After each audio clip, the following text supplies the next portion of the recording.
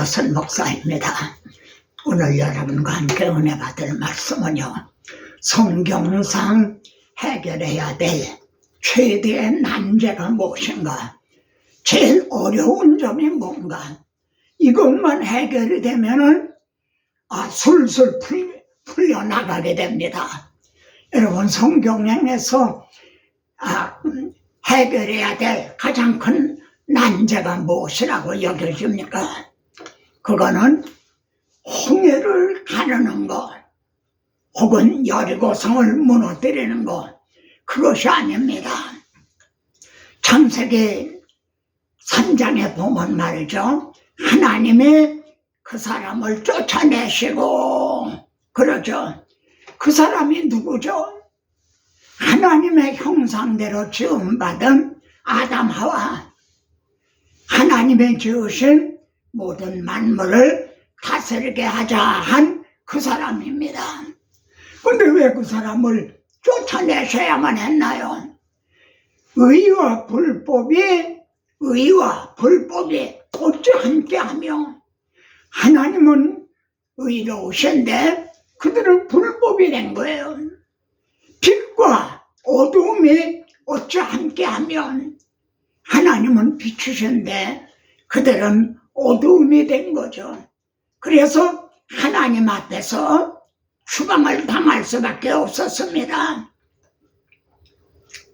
자, 그러면은 해결해야 될 문제가 뭡니까? 사람이 의롭게 되는 것은, 이것이 갈라디아서 2장 16절에 있는 말씀입니다. 사람이 의롭게 되는 것은, 이것이 해결해야 될 구속사에 있어서 난제인 겁니다. 의롭게만 되면은, 이것만 해결이 되면요, 의로우신 하나님 앞으로 돌아갈 수가 있는 거예요. 그런데 로마서 3장 20절에서는 율법의 행위로 그의 앞에 의롭다 하심을 얻을 육체가 없나니, 그렇게 말씀을 합니다. 인간의 행위로는 불가능하다는 거죠. 그래서 하나님이 행해 주셨어요. 복음에는 하나님의 의가 나타나서, 이제는 율법 외에 하나님의 의가 나타나서, 여러분, 이 말씀이 종교개혁을 일으키게 한 말씀인 거죠. 하나님께서 행해 주신 거기 때문에 하나님의 의입니다. 하나님의 의가 나타났다는 거예요. 그러면은 이 하나님의 의가 어떻게 해서 나타나게 됐는가? 로마서 3장 24절에 보면, 그리스도 예수 안에 있는 성령으로 말미암아 주님이 우리들의 죄값을 대신 다 해결해 주셨다는 거죠. 이 예수를 하나님의 화목제물로 세우셨으니, 하나님과 불화하게 된 우리들을 화목시키기 위해서 화목제물로 하나님이 세우셨다는 겁니다. 우리 주님이 십자가에 달리신 것은 힘이 모자라서가 아니라 하나님이 세우셨다는 거예요.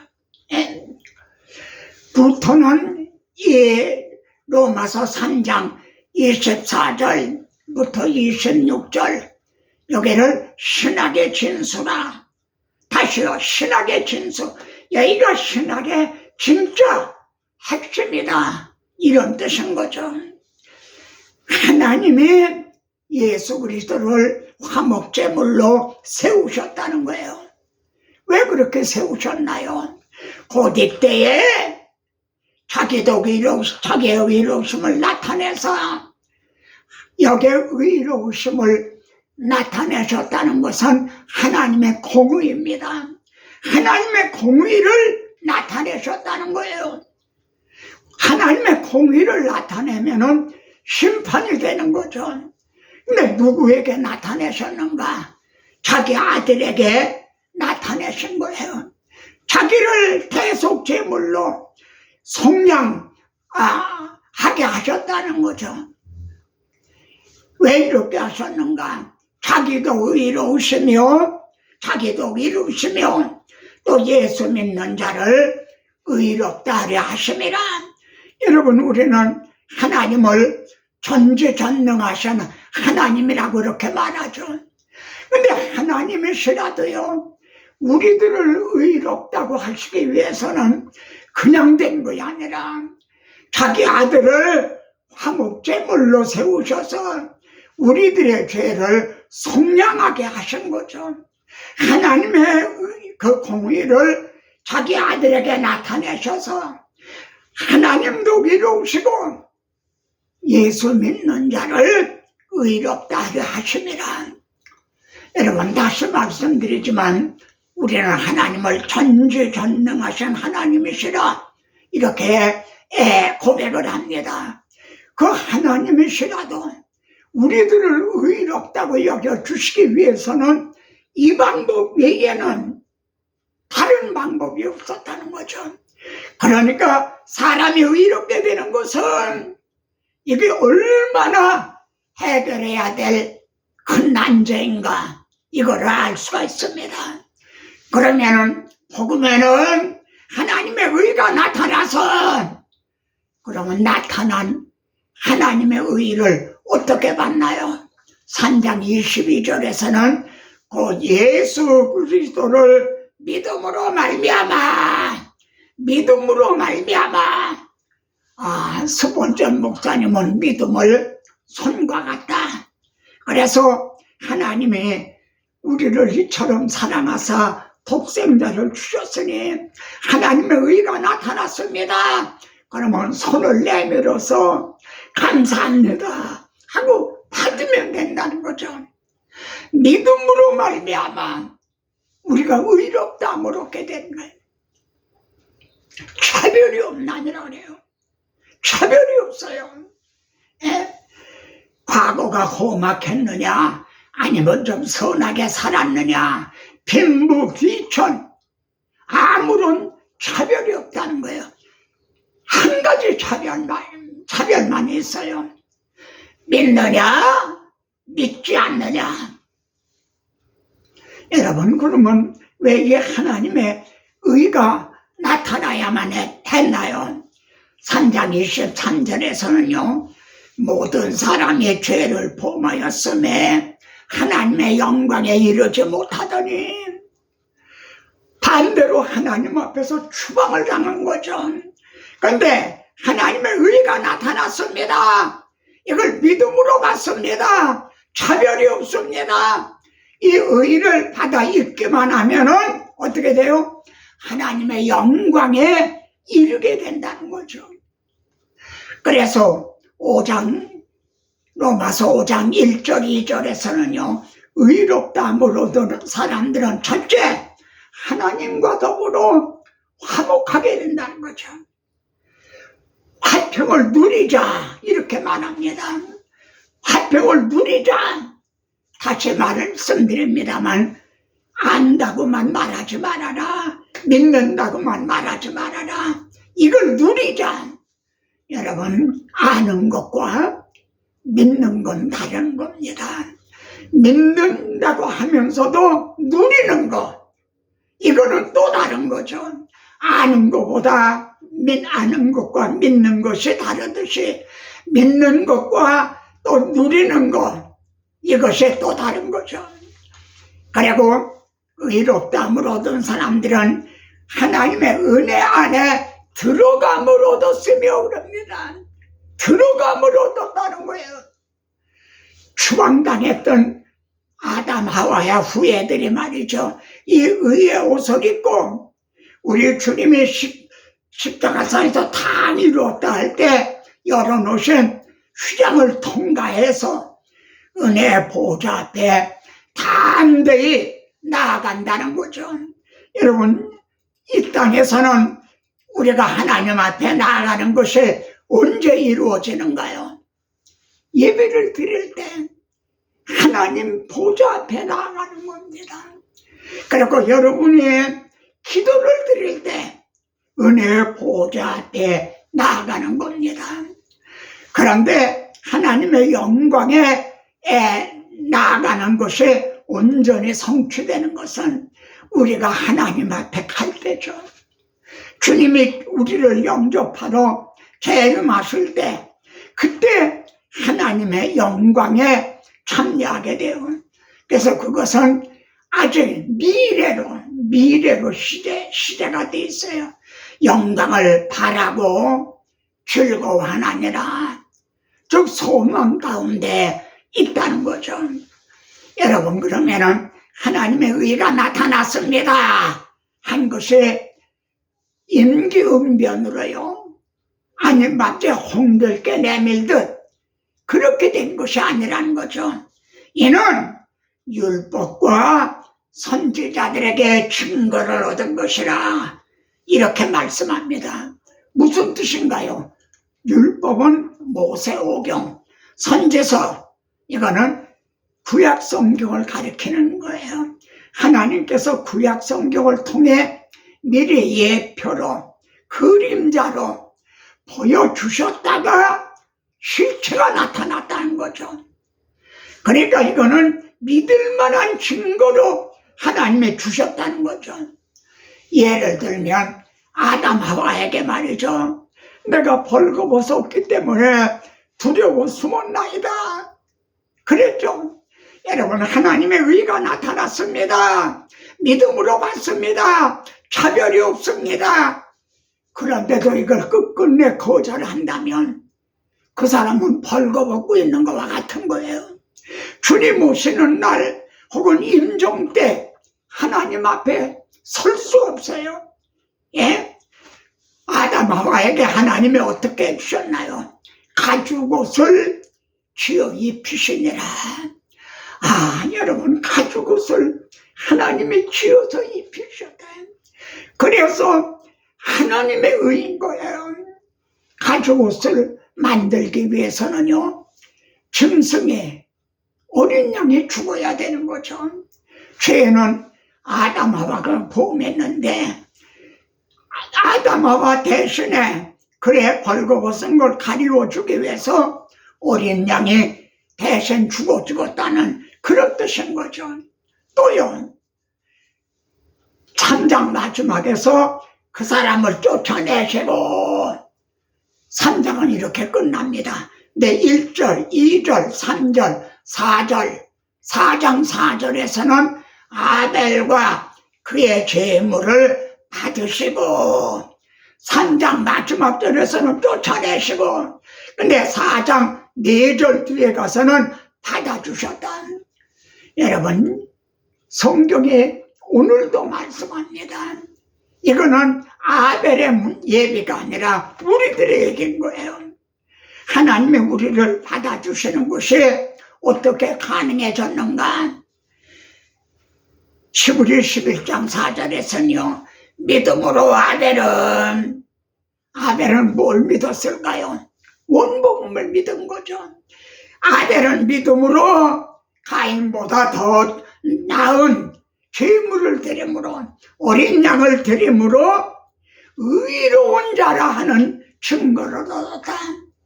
여러분, 하나님이 아벨을 받아주실 때요, 벌거벗은 걸 받아주신 게 아니에요. 아벨도 양의 첫 새끼를 드림으로 가죽옷을 지어 입혀주신 의롭다함을 얻었기 때문에 받아주셨다는 거예요. 성경은 분명히 하나님의 그 예물에 대하여 증언한 것이라. 아벨이 드린 예물이 뭡니까? 어린 양인 거죠.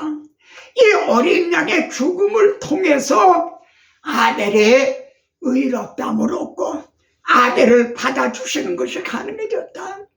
오늘 우리들은 보라, 세상 죄를 지고 가는 하나님의 어린 영이로다. 그 예수 그리스도를 믿음으로 말미암아 의롭다함을 얻음으로 우리를 받아주시는 것이 이제 가능해진 거죠. 그런데 여러분, 의롭다함과 우리가 이제 거듭나죠.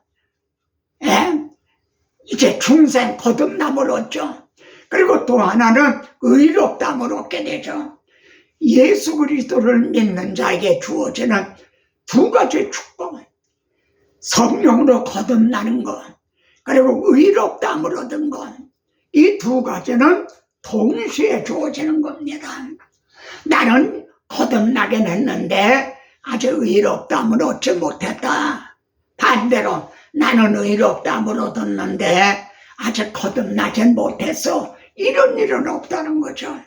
중생과 칭의는 동시에 주어진다는 겁니다. 그런데 사도 바울은요, 로마서에서도 갈라디아서에서도 중생보다는 칭의를 강조하고 있어요. 그 이유가 뭔가요? 왜 중생보다 칭의를 강조하고 있나요? 여러분, 중생은요, 너희가 거듭난 것이 썩지 않을 씨로 됐다. 씨가 떨어진 거예요. 채송아 씨, 그 안에 빨간 꽃, 노란 꽃, 그것이 비단처럼 그 씨 안에 이렇게 포장이 되어 있어요. 그 씨가 우리 안에 있어요. 썩지 않을 씨로 거듭났어요. 그래서 주님의 영화가 된다는 거예요. 우리가 변하는 거예요. 중생은 우리가 변하는 거예요. 그런데 바울이 왜 칭의, 의롭다함을 왜 강조하고 있는가? 이거는 하나님에게 변화가 일어난 거예요. 하나님이 우리를 보실 때 율법을 통해서 보시는 것이 아니라 십자가에서 달리신 주님이 흘리신 보혈, 그 피를 통해서 보아주신다는 거죠. 그래서 대속죄일에는 제사장의 피를 가져가서 속죄서 위와 앞에다 뿌려라, 위에다 뿌려라. 하나님이 우리를 보실 때 그 피를 통해서 보아주신다는 거죠. 출애굽 당시에도요, 피를 문설주 문인방에 뿌려라. 그건 이스라엘 백성들 보라고 뿌려진 게 아닙니다. 그들은 집 안에 있었어요. 하나님께서 내가 피를 볼 때에 너희를 넘어가리라. 하나님이 의롭다함은 하나님이 우리를 보실 때 그 십자가 보혈을 통해서 보아주신다는 겁니다. 그래서 하나님과 화목하게 됐다. 하나님의 관계가 회복이 됐다. 여러분, 우리의 영화보다도, 우리가 영화된다는 것보다도 하나님과의 관계가 회복이 돼서 하나님과 화목이 됐다. 그래서 이것이 더 중요하기 때문에 바울은 중생보다 칭의를 더 강조하고 있는 겁니다. 여러분, 여기에서 주님이 말씀한 천국잔치 비유를 아시죠? 그거를 그 내용이 어떻게 있나요? 왕이 자기 아들을 위해서 잔치를 배설했어요. 그래서 살진 소를 잡고 진수성찬을 마련해서 잔치를 다 이제 준비했어요. 그리고 종들을 보내서 잔치에 초청을 하죠. 그런데 그들이 어떻게 했나요? 이 핑계 저 핑계 대면서 다 거부했죠. 여러분, 이 복음은 하나님의 복음이에요. 하나님의 이루어주신 것때 하나님의 복음이에요. 또 아들의 복음이에요. 로마서 1장에 나오는 말씀이다. 하나님의 복음이면서 아들의 복음이에요. 하나님이 자기 아들을 통해서 이루어주신 거기 때문에 하나님의 복음이요, 아들의 복음이에요. 자기 아들을 십자가에 못 박으셔서, 그래서 우리 주님 말씀한 대로 내 살을 먹어라, 내 피를 마셔라. 이게 잔치에 준비한 이제 그 메뉴, 그죠? 그런데 이렇게 하나님이 준비를 해 주셨는데요, 그들이 이것을 다 거절을 한 거예요. 그래서 하나님이 22장 7절에 보면 임금이 노하여 군대를 보내서 그들을 진멸하고 동네를 불사르게 했다는 거예요. 여러분, 복음을 거절하게 되면 말이죠, 이처럼 하나님의 진노를 받을 수밖에 없어요. 그래서 저 사거리에 나가서 이제 모든 사람들 되는 대로 사람들을 데려다가 잔치 자리에 이제 채워라. 손님들이 가득 찼어요. 먼저 택함을 받았던 유대인들, 선민이라는 그들은 버림을 당하고, 그들이 개 취급을 했던 이방인들이 우리들의 그 잔치 자리에 참여하게 된 거죠. 임금님의 손님을 보러 왔어요. 그런데 문제가 생겼어요. 어떤 문제가 생겼죠? 그 중에 어떤 사람이 예복을 입지 않고 온 거예요. 오늘 본문대로 하면은 벌거벗고 참여한 것과 같은 거예요. 또 스가랴 산장대로 말한다면 아주 더러운 옷을 입고 잔치 자리에 참여한 거예요. 임금님이 뭐라 그랬나요? 내가 어찌하여 예복을 입지 않고 들어왔느냐? 여기가 어딘 줄 알고 내가 예복을 입지 않고 왔느냐? 그러니까 그 사람이 아무 말도 못하거늘 유금무원이거늘 입이 있어도 대답을 못했다는 거죠. 왜 그렇습니까? 로마서 3장 19절에 보면요, 우리가 듣든지 아니 듣든지 복음을 전해줘야 돼요. 듣든지 아니 듣든지 복음을 전해줘야 돼요. 그래 헛수고 하는 게 아니에요. 왜냐하면 심판날에 그들도 아무 말을 못하게 하기 위해서요. 만일 복음을 전해주지 않으면 그들이 뭐라고 변명하나요? 하나님, 난 억울합니다. 뭐 억울하냐? 내게는 복음을 전해는 자가 없었습니다. 그래서 복음을 듣든지 아니 듣든지 전해줘야 되는 거예요. 이 천국잔치 비유에서도요, 왜 너는 예복을 입지 않고 왔느냐 하니까 아무 말도 못하고는 이 사람은 복음을 들었다는 거죠. 그러니까 잔치자리에 참여는 한 거예요. 그런데 이 예복은 입지 않았다는 거예요. 그렇다면 여러분, 이 예복이 뭐겠습니까? 예복이 뭐겠습니까? 좀 말 좀 해보세요. 저는 세례문답이라는 걸 하죠. 그걸 뭐 십계명을 외워라, 뭐 주기도문을 외워라, 전 그러진 않았어요. 넌 레포트를 쓰라는 거예요. 예수님께서 너는 나를 누구라고 하느냐 하면 넌 뭐라고 대답하겠느냐? 그분이 우리를 위해서 무엇을 행해 주셨느냐?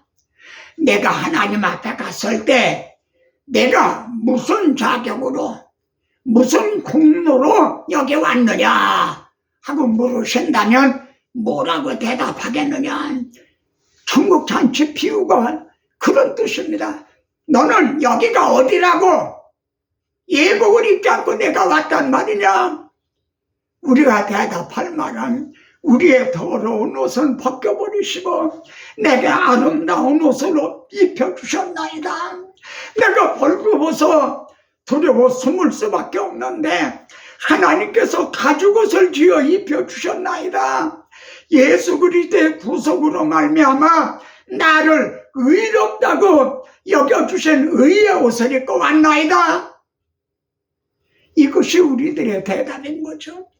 근데 이 사람은 아무 말도 하지 못하거늘 그래서 22장 13절에 보세요. 손발을 묶고 바깥 어두운 데 내던져라. 여러분, 많은 분들이요, 유감스럽게도 이 예복을 성화로 해석하는 분들이 많아요. 의롭다함을 얻지 못했기 때문에 바깥 어두운 데 이제 쫓김을 받았다. 그러면 묻습니다.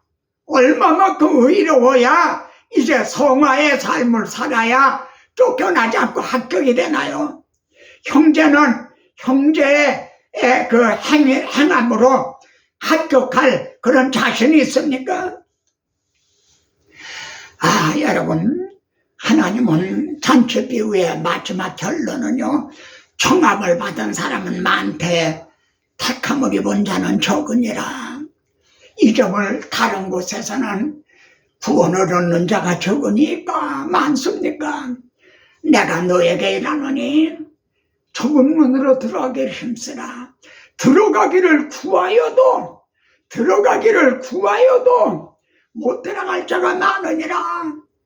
청함을 받은 사람은 많대 교회에 나오는 사람은 많지만 택함을 입은 자는 적으니라.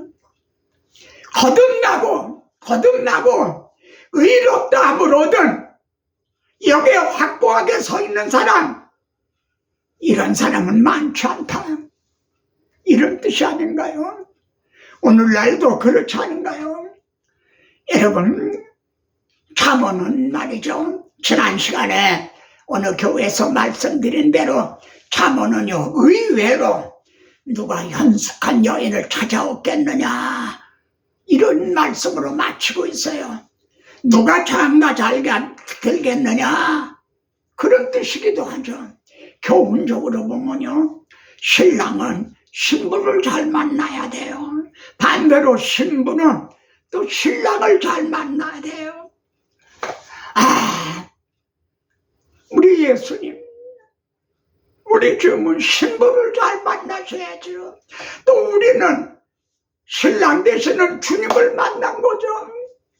목사님은 성도들을 또 잘 만나야 돼요. 성도들은 목사님을 또 잘 만나야 돼요. 그리고 거기에 보면 자기 집 사람들은 다 홍색 옷을 입었으므로 그 현숙한 여인의 가족들은 말입니다, 그 목사님 섬기는 교회 성도들은 다 홍색 옷을 입었다는 거예요. 여러분, 홍색 옷은 왕자들이 입는 옷입니다. 그래서 눈이 와도 염려하지 않는다는 거예요. 겨울이 와도. 그렇습니다. 바울은 디모데에게 겨울 전에 속혀라. 인생의 겨울이 있어요. 그리고 역사적인 겨울이 와요. 이것이 최후 심판의 날이죠. 겨울이 와도 염려가 없다는 거죠. 오늘 주님이 재림하신다 해도 염려할 것이 없다. 오늘 내가 임종을 맞이한다 해도 이제 염려할 것이 없다. 그래서 사도 바울의 관심은 주 예수의 날에 항상 거기에 꽂혀 있었어요. 주 예수의 날에. 지금이 아니에요. 지금 누가 더 예배당을 크게 짓느냐, 누가 더 교인들을 많이 모았느냐, 누가 성공한 목회자라는 말을 들었느냐, 그게 아니에요. 주 예수의 날에 너희가 나의 자랑이 되고 성도들이 나의 자랑이 된다는 건 뭐예요? 성도들이 한 사람도 낙오되지 아니하고 다 홍색 옷을 입고 의롭다면 의의 옷을 입고 오롯이 그 앞에 서리라. 주님 앞에 서게 될 때 이것이 나의 자랑이에요. 나의 기쁨이고 내 멸류관이라는 거죠. 그리고 우리가 너의 자랑이 되는 것이라 고린도서 1장 14절에 있는 말씀입니다. 찾아보세요. 그리고 명심하십시다. 목사님 참 고맙습니다. 자랑스럽습니다. 목사님이 우리들을 잘 양육해 주셔서 이렇게 한 사람도 낙오됨이 없이 이렇게 다 주 앞에 서게 되었나이다. 여러분, 고린도 전서 3장 14절엔 말입니다. 예? 사람의 공적이 어떠한가? 시험할 날이 온다는 거예요. 시험할 날이 온다는 거예요. 지금 우리들은 목회하고 있는데 이것이 시험할 날이 온다는 거예요. 그 결과를. 다른 곳에서는 이 불법을 행하는 자들아, 내가 주의 이름으로 선지자 노릇하고 주의 이름으로 귀신을 쫓아내고 주의 이름으로 권능을 행하고 그렇게 행하였나이다. 내가 너에게 이르노니 불법을 행하는 자들아, 내게서 떠나가라. 나는 너희를 도무지 알지 못하노라. 공적이 시험할 날이 온다는 거예요. 만일 그 공적이 그대로 있으면 상을 받고, 그 공적이 불타면 해를 받으리라. 공적이 불이 타느냐? 여러분, 그래서 금이나 은이나 보석으로 지으면은 이건 불타질 않잖아요. 그러나 나무나 짚이나 풀로 세우면은 다 불타게 되는 거죠. 누구든지 그 공적이 불타면 해를 받으리니. 그런데 불타버리는 공적이 말입니다. 자랑하던 예배당 건물이 불타버렸다. 솔로몬의 성전처럼 불타버렸다. 그거는 괜찮아도 만일 몇천 명, 몇만 명 모였다는 성도들이 어디 갔어? 다 어디 갔어? 그들의 바람에 나는 겨처럼 불타버렸다면 어떻게 될 건가요? 마지막 말씀입니다. 시편 49편에 보면은 자기 재물을 의지하고 부유함을 자랑하는 자는 아무도 그 재물 가지고는 금 같은 금이나 은으로 구원 얻은 것이 아니라 생명을 속량하는 값이 너무나 엄청나서 한국 땅에 몽땅 내 거라 해도 하지 못한다는 거예요. 얼마나 그 값이 엄청나면 하나님의 아들이 육신을 입고 이 땅에 오시되 말구역간에 오시고 십자가에 달려 죽으신 이 속량을 통해서 우리들의 죄를 대속해 주시고 속량해 주셨는가요? 이게 해결해야 될 최대의 난제인 겁니다. 생명을 속량하는 것이 너무 엄청나서 영원히 마려가지 못할 것입니다. 그리고 73편 24절 꼭 찾아보세요. 지금은 우리들을 어떻게 하시죠? 교훈으로 나를 인도하시고, 지금은 이처럼 말씀으로 우리를 준비시켜 주시는, 인도하시고, 따라서 한번 해보세요. 후에는 영광으로 나를 영접하시리니. 지금은 이처럼 말씀으로 우리를 한 걸음 한 걸음 날마다 인도해 주시고요. 후에는 영광으로 나를 영접하시리니. 나는 부족하여도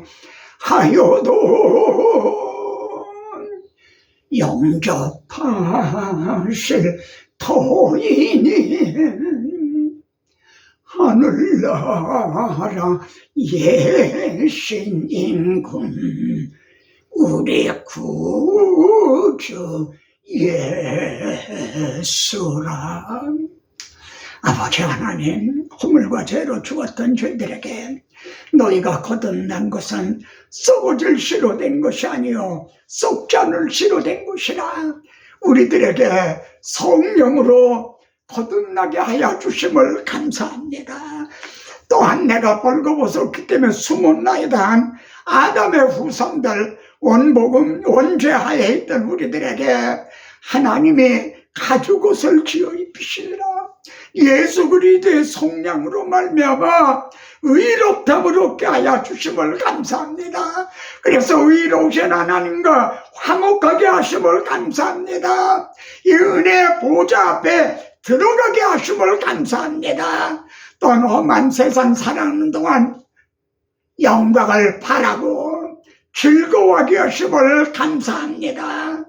이제 예수 믿는 사람들은 근심하는 자 같으나 항상 기뻐하고, 가난한 자 같으나 많은 사람을 부유하게 하고, 아무것도 없는 자 같으나 모든 것을 가진 자로다. 하나님을 아바아버지라 부르면서 나는 하나님과 화목했다네, 나는 이제 하나님의 자녀로 거듭났다네. 환난 중에 고난 중에서도 이를 누리면서 기뻐하게 하소서, 찬양하게 하소서, 자랑하게 하옵소서. 이 말씀에 듣는 자들 속에서 또 역사하심으로 30배, 60배, 100배 결실을 맺어 흥왕하고 세력을 얻어가고 다름질치게 할 것을 믿사오고, 구하고 생각하는 것보다 언제라도 넘치도록 이루어 주실 우리의 구주 예수 그리스도 이름으로 기도드리옵나이다. 아멘. 다음 시간에도 뵙겠습니다.